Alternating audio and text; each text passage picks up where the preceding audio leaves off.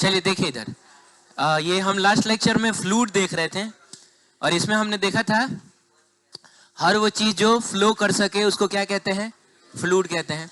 और फ्लो करने के हिसाब से देखें तो दो चीजें आती है, एक आता है गैस और दूसरा आता है दूसरा आता है लिक्विड। तो हम दोनों को फ्लूइड कह सकते हैं। उसके बाद हम लोगों ने देखा था प्रेशर।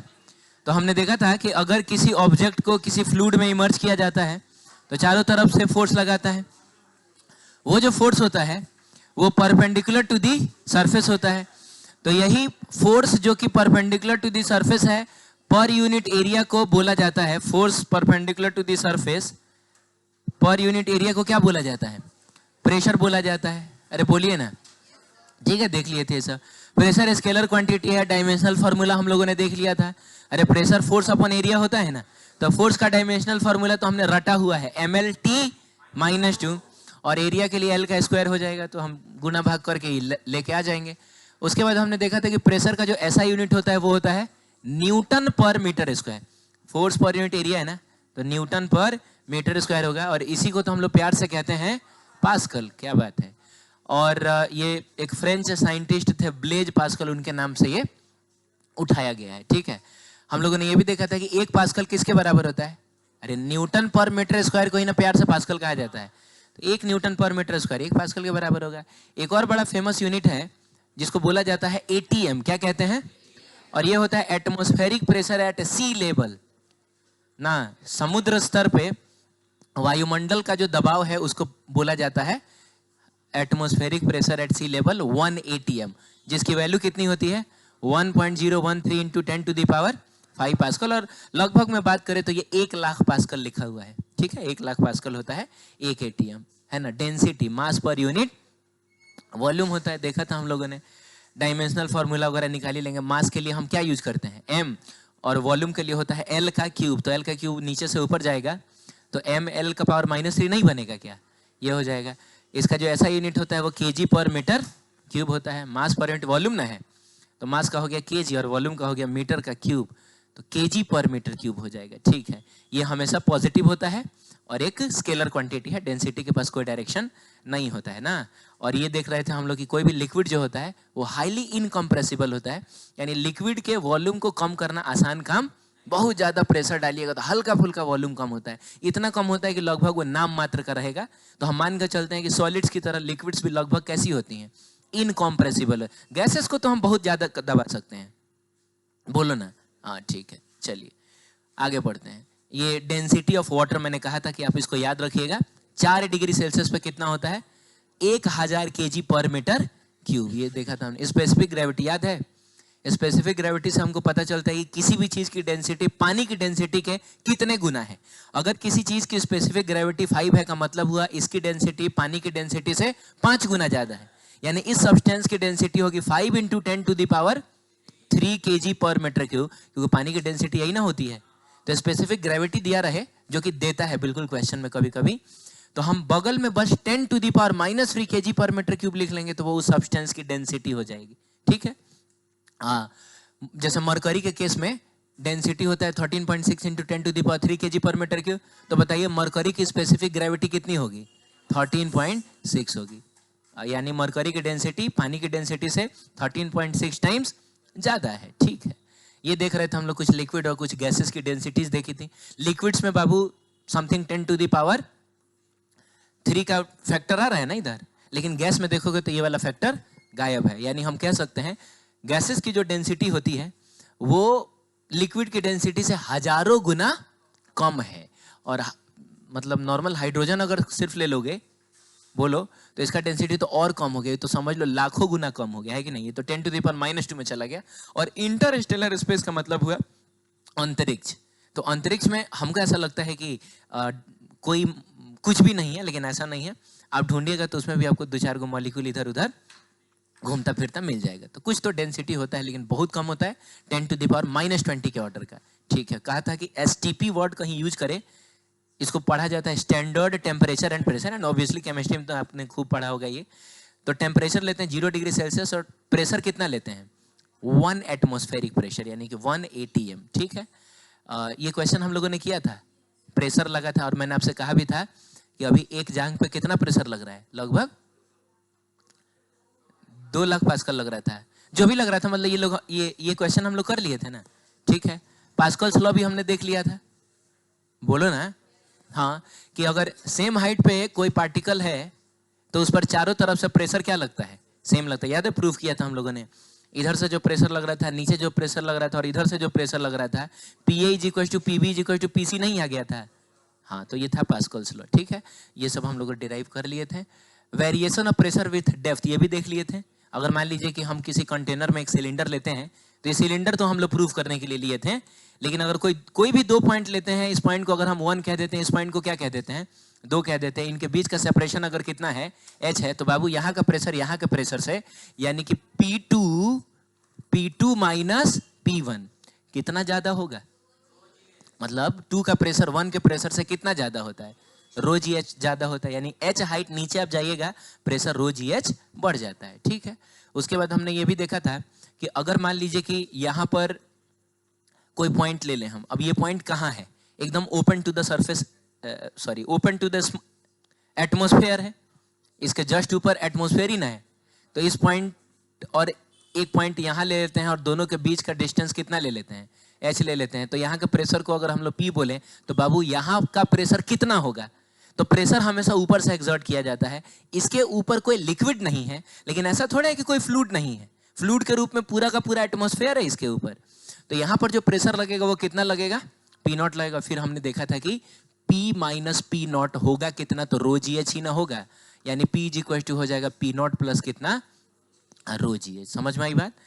अगर आपको यहाँ का प्रेशर जानना है तो आप देख लीजिएगा ऊपर कितने लोग हैं, तो सबसे ऊपर कौन है, एटमॉस्फेयर है, तो एटमॉस्फेयर भी यहाँ प्रेशर लगाएगा, तो एटमॉस्फेरिक प्रेशर को हम लोग कैसे डिनोट करते हैं, P0 से।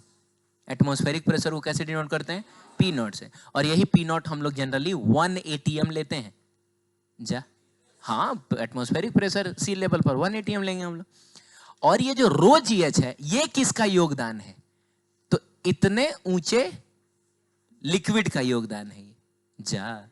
H हाइट ऊंचा लिक्विड का जो कॉलम है, वो किसी पॉइंट पे कितना प्रेशर एक्सर्ट करता है, रो जी एच प्रेशर एक्सर्ट करता है, ठीक है।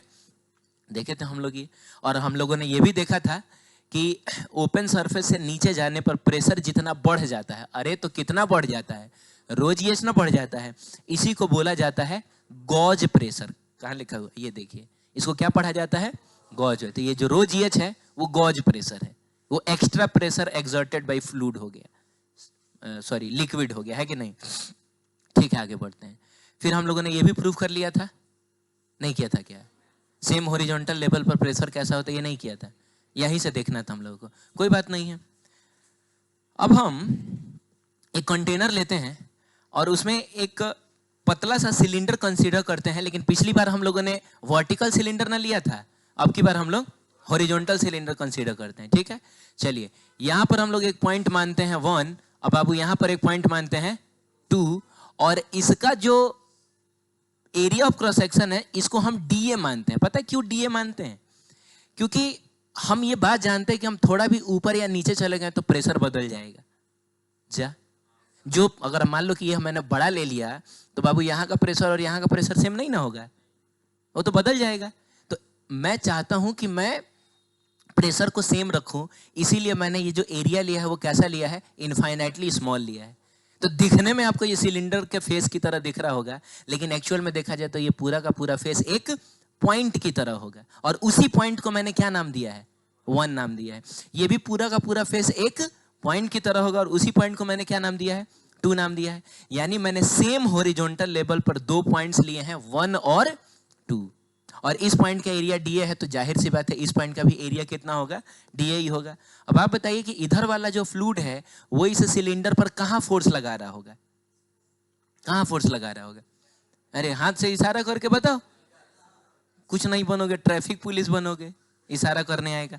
हाँ बोलिए, ये ऐसा ऐसा नहीं करने का इशारा, सब कंफ्यूज रहेगा कि आना है कि जाना है कि नहीं। तो एक तरफ ऐसे ऐसे करिए, ऐसे ऐसे करिए, ठीक है, इधर की तरह लगेगा। चलिए, इधर की तरह, इसको हम लोगों ने चलिए P2 कह दिया, क्या कह दिया, 2, अरे सॉरी यार,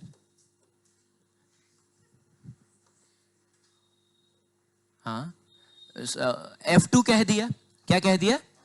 अच्छा, ये कलर तुमको दिखाई दे रहा है? हैं? तुमको नहीं दिखाई दे रहा है?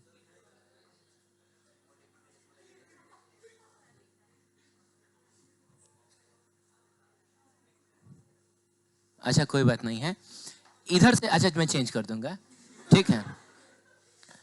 इधर इधर से F2 लग रहा है, और बताइए इधर वाला फ्लूइड इस फेस पर कहाँ फोर्स लगा रहा होगा? इधर की तरह। इसको हम लोग क्या कह देते हैं? F1 कह देते हैं। बाकी हॉरिजॉन्टल डायरेक्शन में और कोई फोर्स लग रहा होगा क्या? नहीं लग रहा है। हाँ, कुछ और फोर्सेस होंगी जो वर्टिकल डायरेक्शन में लग रही होंगी, लेकिन वर्टिकल डायरेक्शन को हम लोगों ने पहले ही सॉल्व कर लिया है। अभी हमारा मकसद किस डायरेक्शन को सॉल्व करना है? हॉरिजॉन्टल डायरेक्शन को है, ठीक है। अब आप बताइए कि ये जो सिलेंडर आपने अज्यूम किया है, बोलिए ना, एक ठहरे हुए पानी में इसी पानी का बना हुआ एक सिलेंडर जो आपने अज्यूम किया है, वो कहाँ जा रहा है? ऊपर जा रहा है, नीचे जा रहा है, दाएं जा रहा है, बाएं जा रहा है, कहाँ जा रहा है? कहीं नहीं जा रहा है। कहीं नहीं जा रहा है का क्या मतलब हुआ? तो उधर वाला फोर्स बराबर इधर वाला फोर्स का मतलब हो गया, बोलो बाबू, F1 बराबर F2 नहीं होना चाहिए। जब कहीं नहीं जा रहा है का मतलब नेट फोर्स जीरो ना होगा, और नेट फोर्स जीरो का मतलब हुआ कि इधर वाला फोर्स बराबर उधर वाला फोर्स। अब एक काम करिए, दोनों साइड में आप DA से डिवाइड कर दीजिए, तो ये हो जाएगा F1 डिवाइडेड बाई क्या? DA, और ये हो जाएगा F2 डिवाइडेड बाई DA। अब ये क्या लिखा हुआ है? फोर्स पर यूनिट एरिया ही ना लिखा हुआ है, तो फोर्स पर यूनिट एरिया को हम लोग क्या बोलते हैं? प्रेशर बोलते हैं। तो F1 डिवाइडेड बाई एरिया जब करोगे तो यहाँ का ना प्रेशर आएगा, और यहाँ के प्रेशर को हम लोग P1 से डिनोट कर दें, और F2 डिवाइडेड बाई एरिया क्या होगा? यहाँ का प्रेशर, और यहाँ के प्रेशर को हम लोग P2 से डिनोट कर देंगे, तो ये हो जाएगा P1, ये हो जाएगा P2। यानी कि हमको पता चल गया सेम हॉरिजॉन्टल लेवल पे प्रेशर हर जगह सेम होता है। जितना प्रेशर यहाँ होगा उतना ही प्रेशर यहाँ होगा, उतना ही प्रेशर यहाँ होगा, उतना ही प्रेशर यहाँ होगा। प्रेशर तब बदलेगा जब या तो हम ऊपर जाएं, नहीं तो हम नीचे जाएं। ऊपर जाएंगे तो घटेगा, नीचे जाएंगे तो बढ़ेगा, लेकिन सेम हॉरिजॉन्टल लेवल पे प्रेशर कैसा होता है? सेम होता है। रिजल्ट याद रहेगा? सेम हॉरिजॉन्टल लेवल पर प्रेशर कैसा होता है? सेम होता है, ठीक। दोबारा समझना है क्या? नहीं भी बोल सकते हैं आप? नो सर, ठीक है, आगे बढ़ते हैं। अब सुनिए, बात करेंगे हम कि अगर मान लीजिए कुछ इनसॉल्युबल लिक्विड्स हैं जो आपस में सॉल्युबल नहीं है, का मतलब घुल नहीं रही हैं। अब जैसे दूध और पानी सॉल्युबल होता है कि इनसॉल्युबल होता है? तो अब मान लो कि दूध है, उसमें पानी डाल दोगे तो घुल ना जाता है। दूध पानी आपको अलग अलग नहीं दिखता है। लेकिन कुछ इनसॉल्युबल लिक्विड्स लीजिए, जैसे पानी और कोई तेल ले लीजिए आप, सरसों का तेल जो घर में होता है वो ले लीजिए। आप उसको किसी शीशे के ग्लास में डालिए अगर एक साथ, अरे बोलिए ना, तो आप देखिएगा पानी रह जाता है नीचे, तेल चलाता है ऊपर आ जाता है। ये बिल्कुल आपको साफ साफ दिखेगा। वो लोग एक दूसरे में घुलनशील नहीं घुलते हैं एक दूसरे में। तो जिनकी डेंसिटी कम होती है ना, एक्चुअली वो कहाँ आ जाते हैं? ऊपर आ जाते हैं, और जिनकी डेंसिटी ज्यादा होती है वो नीचे चले जाते हैं। तो यहाँ पर ऐसे ही किसी, शांत हो जाओ, ऐसे ही किसी 3 लिक्विड्स को एक कंटेनर में डाला गया है। अरे बोलो ना, और कलर के डिफरेंस से आपको नजर आ रहा होगा कि तीनों सेम लिक्विड्स नहीं है। तो ये थोड़ा सा कम डेंसिटी वाला है, बोलो, तो इसलिए ऊपर रह गया। इसकी डेंसिटी इससे ज्यादा है इसलिए थोड़ा और नीचे आ गया, और इसकी डेंसिटी सबसे ज्यादा है इसलिए सबसे नीचे है। इसीलिए डेंसिटी को भी मैंने ρ1, ρ2 और ρ3 लिख दिया है, बोलो। अच्छा, इसका जो थिकनेस है वो H1 है, इसका H2 है और इसका H3 है, और सबसे ऊपर तो एटमॉस्फेयर ना होगा, ऐसे किसी इवैक्यूएटेड चैम्बर में नहीं रखा हुआ है, ढक्कन खुला हुआ है, का मतलब हुआ ऊपर से एटमॉस्फेयर का प्रेशर भी लग रहा होगा। हमको बताना है कि एकदम बॉटम में अगर कोई पॉइंट ए है तो इस पॉइंट पे प्रेशर कितना होगा।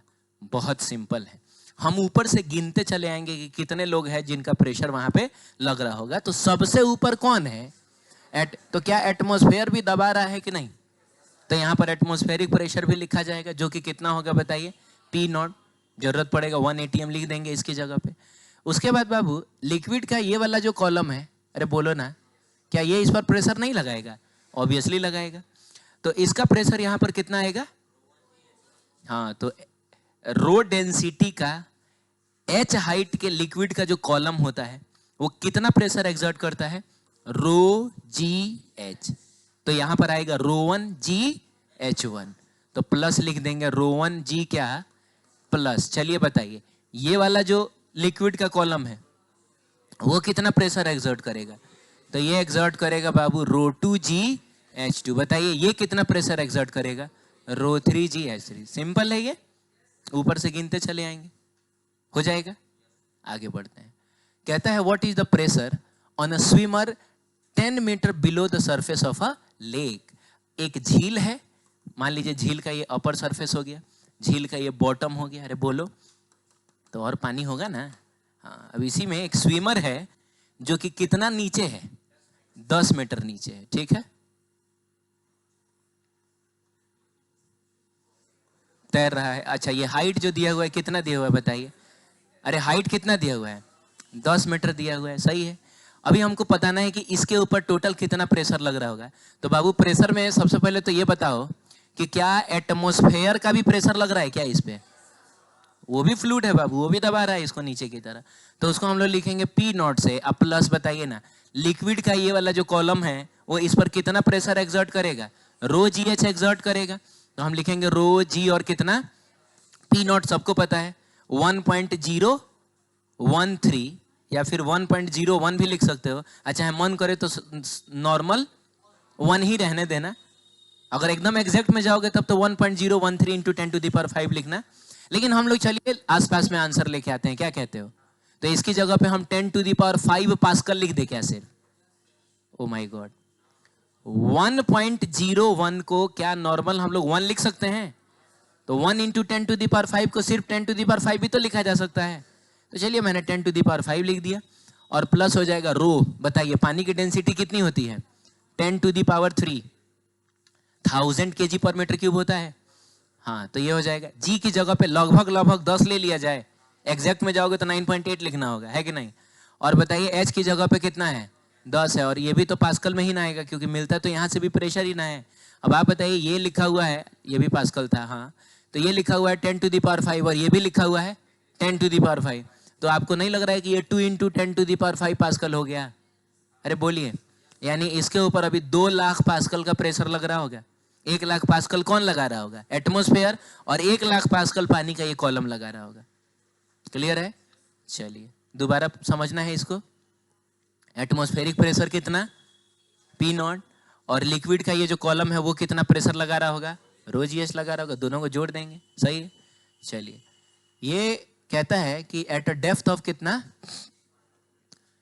1000 metre in an ocean what is the absolute pressure. ठीक है, तो मान लीजिए कि ओशन का सबसे अपर सरफेस है, ये ओशन का बॉटम हो गया, और हमको कितना नीचे आना है? यहाँ से आपको 1000 मीटर नीचे आके पता करना है कि टोटल प्रेशर कितना हो। तो बाबू टोटल प्रेशर में, अरे देखो इधर, टोटल प्रेशर में तो एटमॉस्फेरिक प्रेशर का भी तो योगदान होगा। तो टोटल प्रेशर में P0 भी होगा और प्लस ρGH भी होगा। P0 तो 10⁵ लगभग में, ρGH करते हैं तो रो 10⁵ होता है। G की वैल्यू लगभग कितना ले लेते हैं? 10 ले लेते हैं। लेकिन अब की बार H जो है वो खुद 10⁵ है। पिछली बार 10 मीटर था, अब की बार 1000 मीटर ना है। तो ये बाबू 10⁵ है, और ध्यान से देखा जाए तो ये लिखा हुआ है 10⁵7। इतना पास्कल है। अब सीधा सीधा तो ऐड होगा नहीं, तो हम इसमें से कॉमन निकालेंगे। तो कितना कॉमन निकल जाएगा? तो इसमें बचेगा 1 प्लस इसमें बचेगा 100 बचेगा। तो मिला जुला के देखा जाए तो ये हो जाएगा 101 इंटू 10⁵ पास्कल, जिसमें सुनो ये 1 इंटू 10⁵ पास्कल किसका योगदान है? एटमॉस्फेयर का योगदान है। नहीं समझे? और ये 100 इंटू 10⁵ पास्कल समंदर का योगदान है। यानी लगभग मान के चलो ना कि इसके रेस्पेक्ट में तो एटमॉस्फेरिक प्रेशर कुछ भी नहीं है। अरे 100 के रेस्पेक्ट में 1 को तो हम बिल्कुल नेगलेक्ट कर सकते हैं। अरे बोलिए ना। हाँ, तो एटमॉस्फेरिक प्रेशर की अगर हम बात करें तो वो ओशन जितना प्रेशर उस पर लगा रहा है ना, उसके रेस्पेक्ट में तो समझ लो कुछ भी नहीं है। पिछली बार क्या था? बस 10 मीटर नीचे ना था, तो एटमॉस्फेरिक प्रेशर भी उतना ही लग रहा था और समंदर का प्रेशर भी उतना ही लग रहा था। लेकिन अब की बार वो कहाँ है? हाँ, तो यहां से हम ये समझ रहे हैं ना कि आप अगर बस 1 किलोमीटर नीचे चले जाइए तो आपके ऊपर एटमॉस्फेरिक प्रेशर से लगभग कितने गुना ज्यादा प्रेशर लगेगा? 101 गुना। पिचक जाइएगा, आप समझ रहे हैं? 101 गुना प्रेशर लगा दिया जाए, खत्म, कहानी हो जाएगा आपका। आगे बढ़ते हैं। फिर कहता है what is the gauge pressure. अरे बाबू, तो गॉज प्रेशर का मतलब क्या होता है? अरे गॉज प्रेशर का मतलब क्या होता है? सिर्फ रो जीएच ना जा। अरे यार, हम सरफेस से जब हम एच हाइट जाते हैं तो जितना प्रेशर बढ़ जाता है उसी को ना गॉज प्रेशर बोला गया था। तो गॉज प्रेशर कितना होता है? रो जीएच होता है। पागल बना दोगे हमको तुम लोग। ये क्या लिखा हुआ है? Pressure P eight depth H at H depth below the surface of a liquid open to the atmosphere is greater than the atmospheric pressure by an amount of कितना? क्या बोल रहा है ये आपसे? ये बोल रहा है कि एक ऐसा सरफेस जो ओपन टू द एटमॉस्फेयर है, उससे अगर आप H डेप्थ बिलो जाइएगा तो जो प्रेशर होगा वो एटमॉस्फेरिक प्रेशर से रो जी एच ज्यादा होगा। अरे बोलो यार। और इसी एक्सेस प्रेशर, यानी कि this pressure minus this pressure जब आप करिएगा तो आपको एक्स्ट्रा प्रेशर मिलेगा ना, जो इसने एक्सर्ट किया है। उसी एक्सेस प्रेशर को ना हम लोग गॉज प्रेशर कहा करते थे। तो गॉज प्रेशर जब इसने बोला है का मतलब हुआ ये बस रो जीएच की वैल्यू पूछ रहा है। तो बाबू रो जीएच की वैल्यू तो यही ना है, 10 to the power 7 pascal. Rho GH से आपको यही ना मिला था।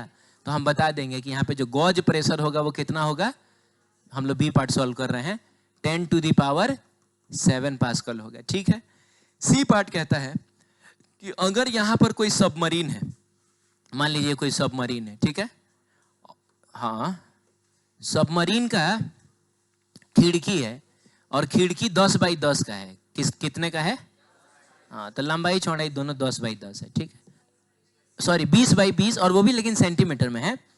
तो 20 सेंटीमीटर इंटू 20 सेंटीमीटर।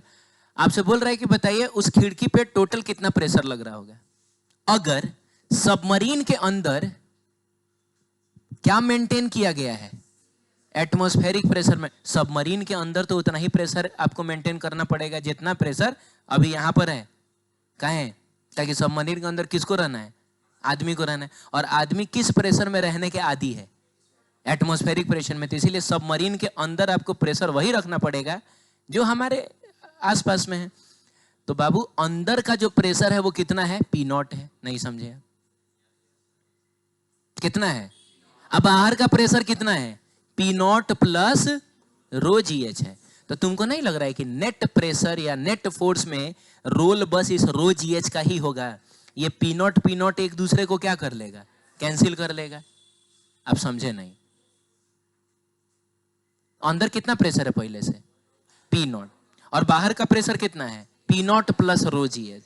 तो मैं कह रहा हूं कि अंदर से ये जो P0 है वो फोर्स लगाएगा। प्रेशर इज इक्वल टू होता है फोर्स पर यूनिट एरिया। तो फोर्स इज इक्वल टू हो जाएगा प्रेशर इंटू, अरे होगा ना। तो इस प्रेशर की वजह से अंदर से फोर्स लगेगा। अरे बोलो यार। और इस प्रेशर की वजह से बाहर से फोर्स लगेगा।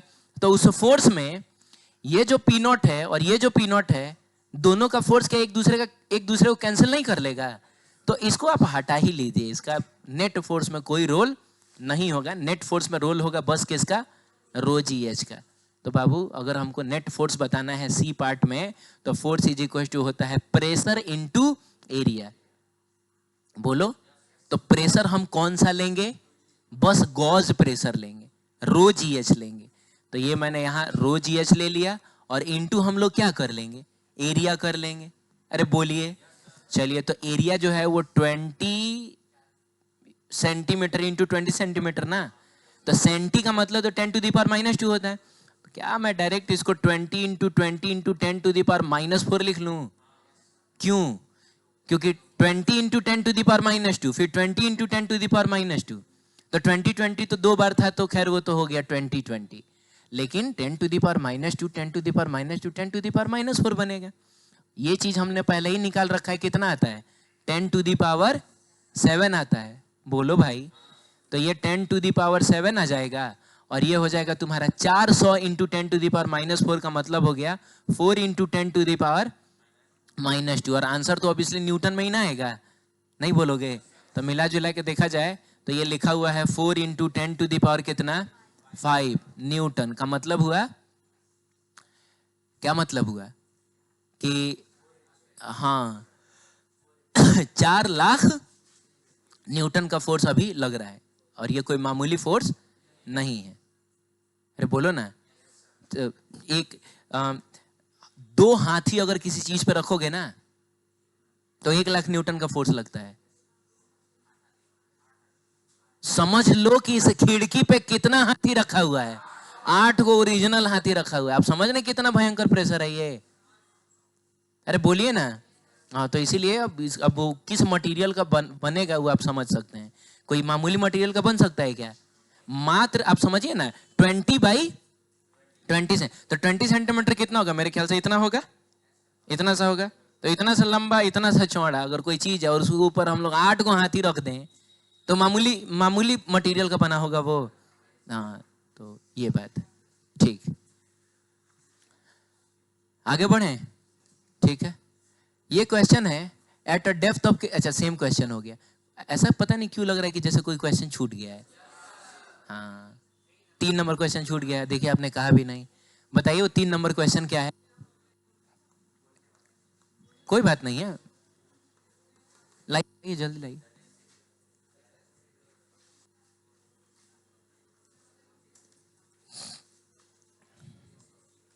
हाँ, कहता है कि density of atmosphere at sea level is कितना 1.29 kg पर मीटर क्यूब। मान लीजिए ये समुद्र का लेवल है और यहां पर जो डेंसिटी है जिसको हम लोग रो से डिनोट करते हैं वो कितना दिया हुआ है 1.29 kg पर मीटर क्यूब। फिर कहता है कि assume that it does not change with altitude. आप ऐसा अज्यूम करिए कि जो डेंसिटी है वो हाइट के अनुसार चेंज नहीं हो रहा है। जबकि आप ये बात जानते हैं कि जैसे जैसे हम ऊपर जाते हैं ना वैसे वैसे हवा की डेंसिटी बढ़ती है कि घटती है? हवा की डेंसिटी और बढ़ता है, घटता ना है। ग्रेविटी की वजह से ऊपर का जो ऊपर जाते जाते जाइएगा तो ग्रेविटी कम ना होता जाएगा। तो ऊपर ग्रेविटी की वजह से जो हवा की ग्रेविटी के कम हो जाने की वजह से हवा की जो डेंसिटी होती है वो कम होती है। हवा के मॉलिक्यूल थोड़ा दूर दूर होते हैं, यहाँ जमीन पर हवा के मॉलिक्यूल्स बहुत करीब करीब होंगे। तो एक्चुअल में देखा जाए तो हाइट के साथ साथ हवा की डेंसिटी क्या होते जाती है, कम होते हैं। और जहां लगभग लगभग ये डेंसिटी 0 हो जाएगा बोलेंगे कि वहां से क्या शुरू हो गया, अंतरिक्ष शुरू हो गया, एटमॉस्फेयर खत्म, अंतरिक्ष शुरू है कि नहीं। लेकिन इस क्वेश्चन ने कहा है कि आप ये मान के चलिए कि density throughout the altitude हर जगह सेम है। यहाँ भी 1.29, यहाँ भी 1.29, यहाँ भी 1.29। तब बताइए हमारे एटमॉस्फेयर का हाइट कितना होगा। तो बाबू यहाँ का क्या हुआ, यहाँ का अगर हम लोग प्रेशर निकालने की कोशिश करें तो यहाँ के प्रेशर में कितने लोगों का योगदान होगा? ऊपर से आइए काउंट करते हैं। ये सबसे ऊपर क्या है ये? अरे एटमॉस्फेयर यहाँ से खत्म हो गया ना रे भाई, तो स्पेस है। स्पेस क्या कोई प्रेशर एक्सर्ट करेगा? स्पेस के पास कोई मटेरियल ही नहीं है तो कहाँ से प्रेशर एक्सर्ट करेगा? तो जो प्रेशर एक्सर्ट करेगा बस ये एटमॉस्फेयर ही ना एक्सर्ट करेगा। और एटमॉस्फेयर बना किसका है? फ्लूइड का बना है, कांस्टेंट डेंसिटी के फ्लूइड का बना है। और कांस्टेंट डेंसिटी के फ्लूइड का एच हाइट का जो कॉलम होता है वो कितना प्रेशर एक्सर्ट करता है? तो बाबू रो जी एच प्रेशर एक्सर्ट करता है। रो की वैल्यू क्वेश्चन में दी गई है 1 पॉइंट कितना 29। सॉरी, प्रेशर हमको पता है 1.013 इंटू 10⁵ पास्कल होता है। हाँ ठीक है, तो उसको लिख लेते हैं हम लोग। बताइए रो की वैल्यू क्वेश्चन में दी गई है कितनी है 1.29 है, केजी पर मीटर क्यूब हो जाएगा। बताइए जी की वैल्यू 9.81 होता है तो 9.80 रहने दीजिए, मीटर पर सेकंड स्क्वायर हो जाएगा। और इंटू एच कर लोगे ना तो इस पूरे एक्सप्रेशन में देखा जाए तो सब कुछ पता है, बस क्या नहीं पता है, एच नहीं पता है। तो सॉल्व तो कर ही लेंगे हम लोग इसको, कैलकुलेटर है हमारे पास ना। सॉल्व करके कोई बताएगा क्या कि ये कितना आता है?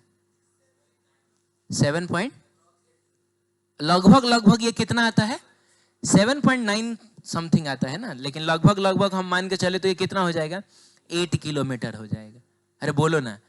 तो अगर हवा की डेंसिटी एकदम कांस्टेंट होती ना, तो हम पर जितना दबाव पड़ रहा है उसके हिसाब से देखा जाए तो बाबू एटमॉस्फेयर की ऊंचाई बस कितनी होनी चाहिए थी, 8 किलोमीटर। और 8 किलोमीटर के बाद एकदम खटाक से एटमॉस्फेयर खत्म, अंतरिक्ष शुरू।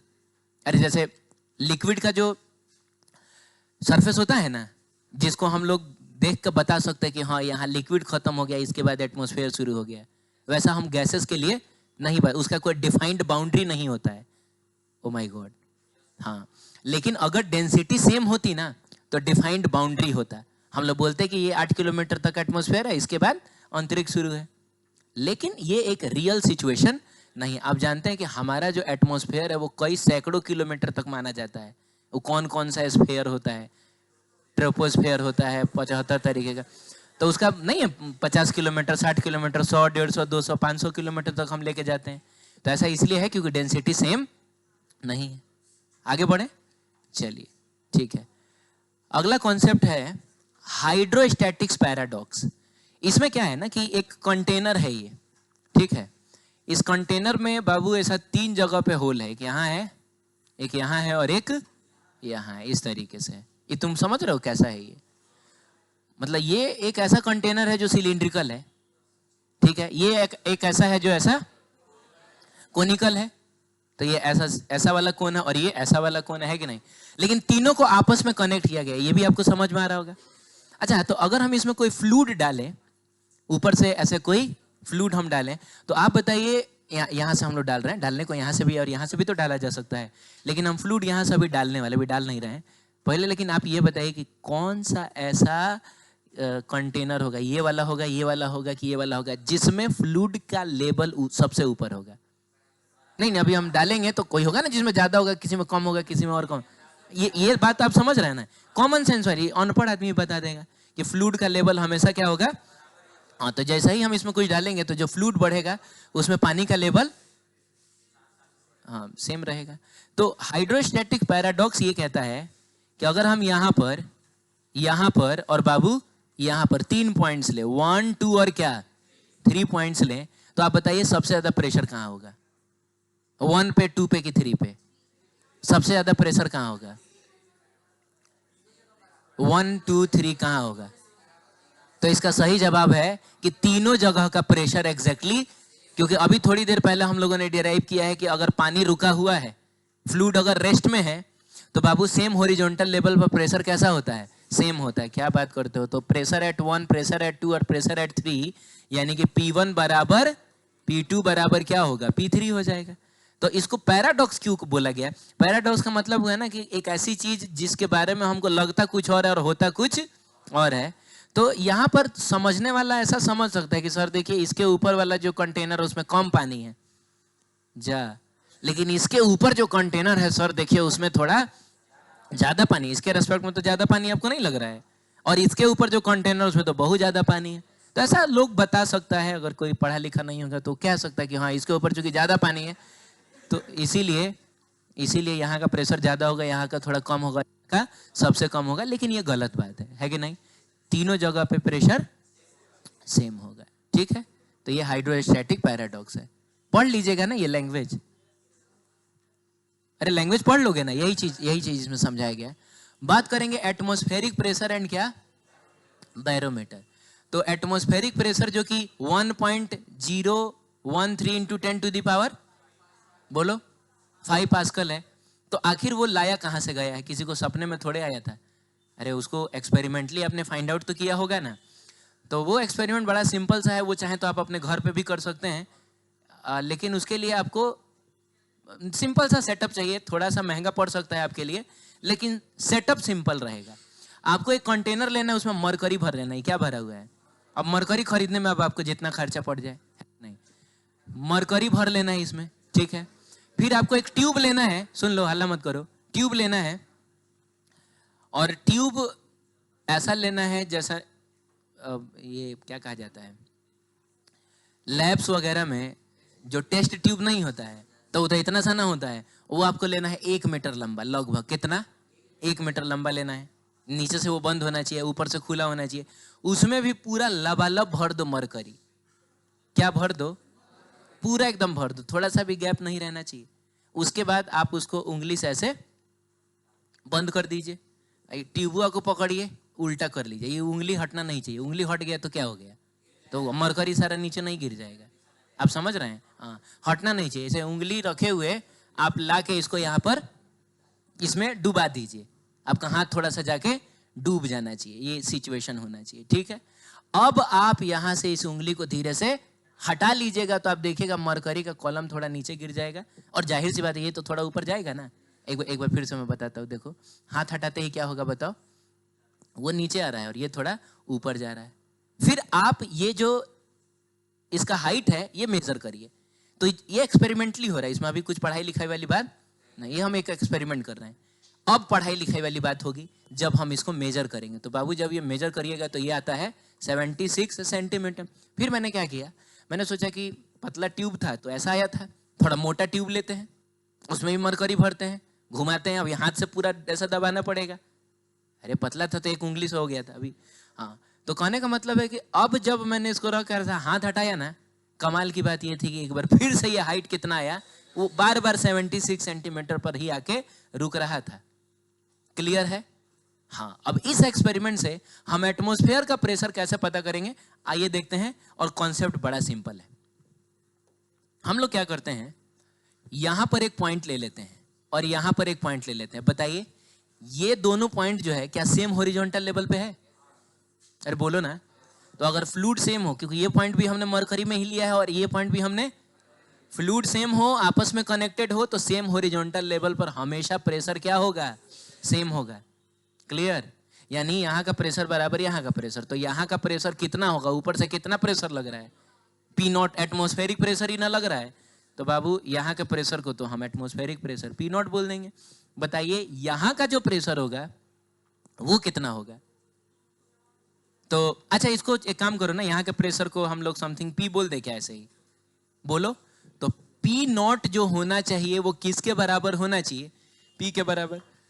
अब यहां जो प्रेशर होगा उसमें किसका योगदान होगा? इसके ऊपर क्या है? तो मरकरी है। और यहां क्या है? तो यहां हवा है। हवा है क्या? जब छेद होता तब ना ये नीचे जाता, उसमें हवा घुसता। हवा कहां से जाएगा? आपने जिस समय इसको उल्टा करके डाला था तो ये पूरा भरा हुआ था, तो हवा तो पहले से था नहीं। फिर ये कॉलम जब नीचे आया तो अचानक से कहां से हवा आ जाएगा? क्या इधर से घुसेगा? इधर से कहां से घुस जाएगा? हवा मरकरी के अंदर एंटर नहीं, वो मरकरी में सॉल्युबल नहीं होता है, ठीक है, तो एंटर नहीं करेगा। तो लगभग तुम मान के चलो कि यहाँ क्या है? तो बाबू वैक्यूम है। मतलब मरकरी के ही वेपर्स हो सकते हैं थोड़े बहुत। जा, अरे फ्लूइड ना है, सॉरी लिक्विड ना है। और लिक्विड बाबू किसी भी टेम्परेचर पर हल्का फुल्का वेपराइज तो होता ही रहता है।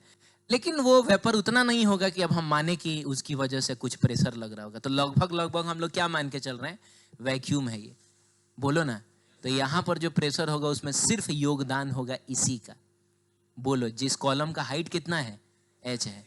तो एक बात बताइए, h हाइट का कोई भी कॉलम, किसी भी फ्लूइड का कॉलम जिसकी डेंसिटी रो है, वो कितना प्रेशर एक्सर्ट करता है? रो जी एच। Very good. तो अब हम लोग क्या करेंगे कि पी नॉट, तो यही तो हमको निकालना है, हमको पता थोड़े है।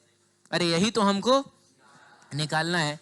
पी की जगह पे हम लोग रखेंगे रो जी एच। सबको पता है रो की वैल्यू कितनी होती है? 13.6 इंटू 10⁵। अरे मरकरी की डेंसिटी वाटर की डेंसिटी से 13.6 टाइम्स ज्यादा होती है। तो ये 10⁻⁴ कितना होगा? 3 kg/m³। जी की वैल्यू 9.8 मीटर/सेकंड²। और एच की जगह पे हम कितना लेंगे? 70। सेंटी का मतलब 10⁻⁻² ना होता है। और जो भी हमारा आंसर आएगा वो किस में आएगा? पास्कल में। और इसी चीज को जब आप सॉल्व करिएगा you will get 1.013 into 10⁵ pascal. बस हो गया। अरे बोलो ना। चलो ठीक है, तो दोबारा समझना है। क्लियर है? बोलिए। अरे क्लियर है? चलिए ठीक है, तो देख लीजिए, ये किताब में आपके लिखा हुआ है।